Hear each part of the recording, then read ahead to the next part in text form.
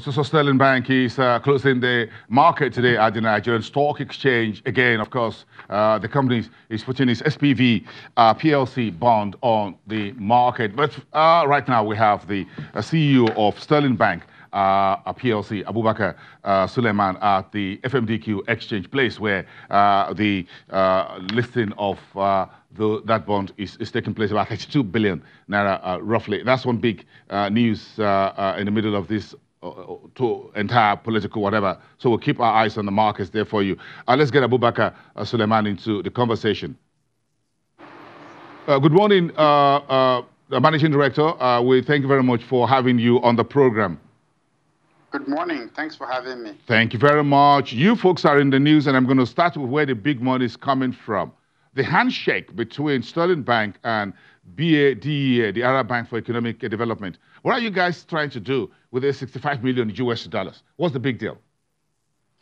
We've been trying to bring together a couple of people that are committed to impact, essentially ourselves on one side, the government on the other side, and then development finance institutions that are looking to put money behind things that have real impact on the economy. And BADEA is an institution that has committed to this. So this is our chance to raise the financing we need to drive our agenda, specifically what we've talked about in terms of supporting agriculture, the health sector, education, renewable energy, and transport. BADEA's funding will allow us to make further inroad into funding agriculture and getting the kind of value that we need. Okay, so aside the 65 million US dollars, I believe you started drawing down on that. Have you? Yes, the official sign-off happened yesterday in Cairo. Now we can proceed with final documentation, and then we can assess the money. Okay, so this is an inflow, foreign investment into Nigeria through your bank, which is big news. But again, there's the equities, there's the debt side of it, of which you are there at the FMDQ. Folks like you sit in the boardroom most of the time. So when we see you at the marketplace like this, we're going to ask questions what you are doing and why. Thank you. Yeah, we have been on a journey. Part of the agenda that we laid out last year was that we were going to grow this business in certain sectors. And to do this, we need to have a very strong capital buffer. So this is an opportunity for us to further strengthen our capital base. We went out with the intention of raising 20 billion naira through the SPV. It was highly oversubscribed. We raised 32.9 billion. And this has been testimony that the market believes in the journey that we're embarking on. This puts us in a very strong place. When you have an economy that is coming out of a recession, you want to be in a strong position to drive growth. And that is what Sterling Bank has done. I see us really being able to execute all the strategy we laid out because we have enough liquidity and we have enough capital to drive it through. So when, what's your take about lenders like yourself floating, whether corporate bonds or commercial papers and all of that on a platform like FMDQ, OTC Securities Exchange? We have been waiting for the capital market, especially the debt capital market, to get to a point where it will begin to support financing, especially long-term financing. The issuance in question is a 7-year Tier 2 qualifying financing. This sort of funding is necessary for the economy to grow, not just for the banking sector, but also for other corporates. And FMDQ has been a real breath of fresh air. They've made it possible for us to access this funding. Investors clearly trust the platform, and that's what we need right now. Great. So when you talk about the capital raising, the central bank has just moved the compliance, as it were, FRS and all of that a little bit forward for you banks, so you have a bit of a breather and all of that. So this is you stepping ahead of the curve before those announcements by your regulator. The truth is that we're actually quite advanced in terms of implementing the capital requirement under Basel II and some element of Basel III. So we're not, as a country or as a sector, behind that curve. What we are trying to do is to recognize the opportunity that Nigeria represents and to prepare ourselves for that. Because once the growth starts, that's not when you go to the market to raise capital. You need to have yourself positioned. You need to have your workforce trained.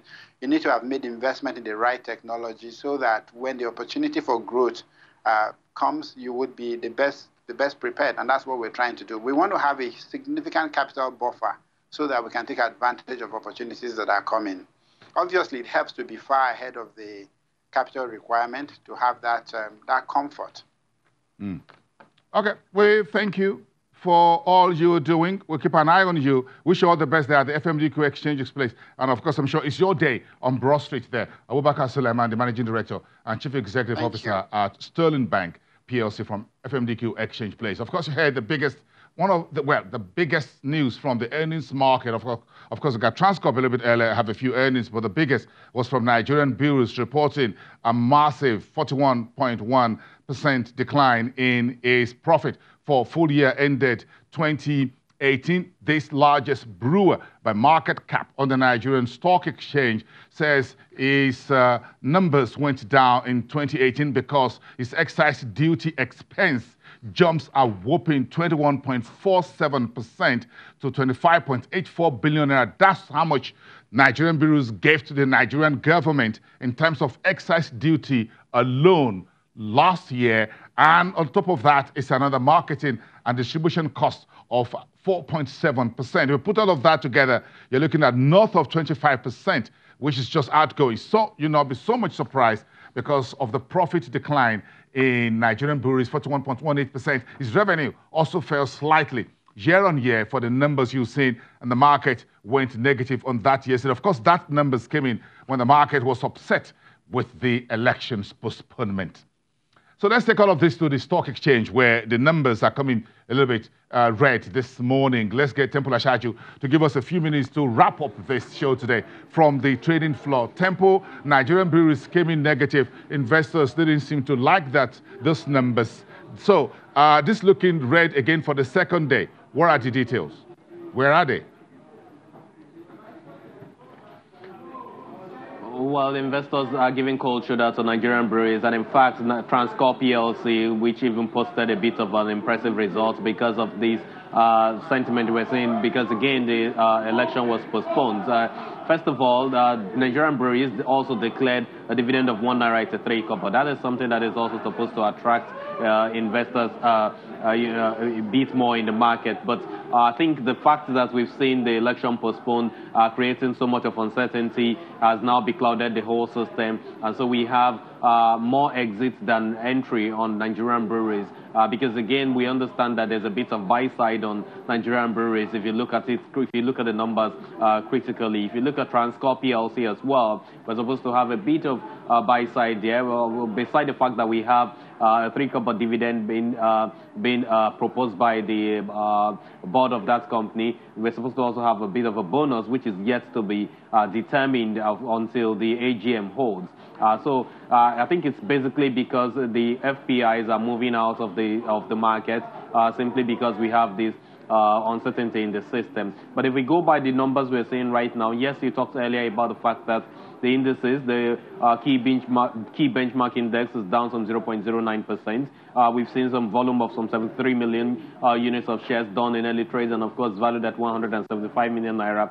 If you go a bit further, you'll see that we're seeing a bit of positive sentiment and a few of some of the banking names. You still have a lot of investors still interested in what is going to take place in Access Bank. Don't forget the extraordinary general meeting is scheduled to hold on the 15th of March. And of course, the deal between the Access Bank and Diamond Bank is something that a lot of investors are really still interested in. So they will still continue to buy into that. But because of the fact that the foreign investors are moving out of the market, their own side of the bargain is really outweighing the buy side of the market. That's why we're saying more afraid at this point in time.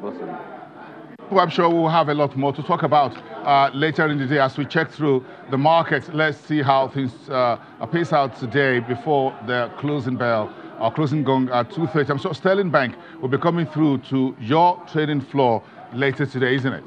Sure. Absolutely.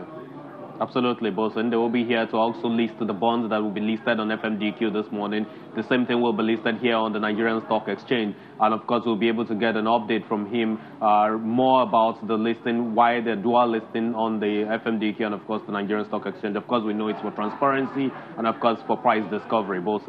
Okay, great. Thank you. Nice one, Tempo Ashaju, our business correspondent. Let's leave it there for today. Folks, watch the numbers. We're getting into earnings seasons. All this will come into full force after the presidential and legislative elections, if all that holds as planned for this weekend. We have all of this covered and every other thing in the news here on Channels Television, the home for news. I'm Bosun. I'll see you tomorrow, Wednesday, the 28th of February, bright and early, 10 o'clock. Don't miss it.